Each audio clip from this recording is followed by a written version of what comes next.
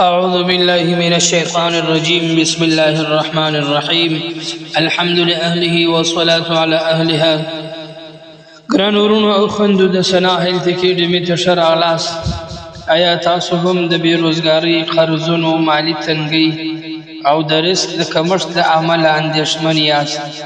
آیا غواړئ چې الله جل جلاله ستاسو د رزق دروازې خلاصې کړي، کاروبار مو برکتمند سي، کور مو له نعمتونو ډک سي او هره حلاله اړتیا مو پوره سي؟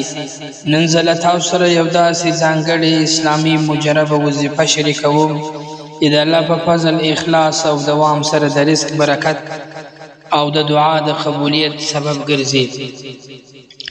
یو سړی د په جیل کې بندي و. یو کس چې کله په دې وظیفه باندې عمل وکړي، دغه انسان چې کله دی په جیل کې و، نو د ده دپاره د اعدام، د پانسۍ، د دار د ختلو، په دار د مرګ سزا دا فیصله سوې وه چې دی به پانسۍ کېږي، دی به په سزا باندې رسېږي، دی به ودار ته خېږي. نو بیا د بعضو ملګرو د طرفه څه دغه وظیفه ور وښول سول چې حسبي ربي مربي. دا حسبي ربي مربي ذکر یې در ډېره وخته په مسلسل طریقه په استقامت سره وکړي. الله جل شانه د ده د ژوند فیصله دا بدله کړ. الله تعالی داسې اسباب برابر کړل چې د هغه د ژوند پرېکړه بدله شوه او هغه له مرګ څخه وساتل شو.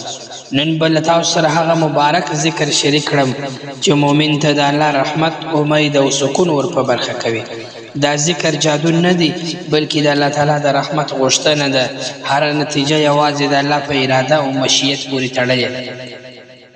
دا هغه ذکر دی چې حسبي ربي مربي ډېر اسانه ذکر، ځکه که د وظیفې طریقه نیمګړې واورئ، ممکن هغه نتیجه ترلاسه نه کړئ چې تمه یې لرئ.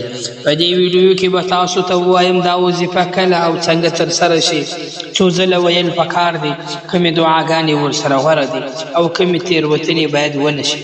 که تاسو غواړئ چې ستاسو حلال رزق زیات شي، د دنیا د مشکلاتو څخه ځان خلاص کړئ، د قرضونو اسانتیا ستاسو په ژوند کې پیدا سي او د الله رحمت ستاسو په ژوند کې داخل سي، نو همدا اوس ویډیو لایک، زموږ چینل سبسکرایب کړئ، د ملګرو سره شیر کړئ.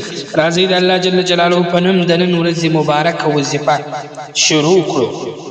حسبي ربي مربي ذکر په ټول عمر کې د ټول عمر د پاره، د ټول ژوند د زندګۍ د پاره، د هر قسم حاجت د پاره د ځان عادت ګرځول. ډېر اسانه ذکر دی.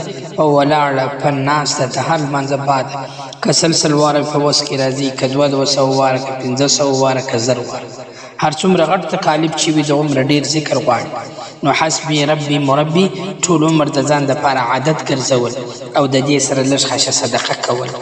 دا د دې ذکر ډېره مجربه طریقه ده. کم څو چا چې په عمل کې راوستلی دي، یو کس دا ذکر په عمل کې راوستی، د اعدام، د جیل، د پانسۍ، د داره څخه الله جل شانه خلاص، یعنې د مرګ څخه الله جل شانه خلاص کې ژوند ته راوست.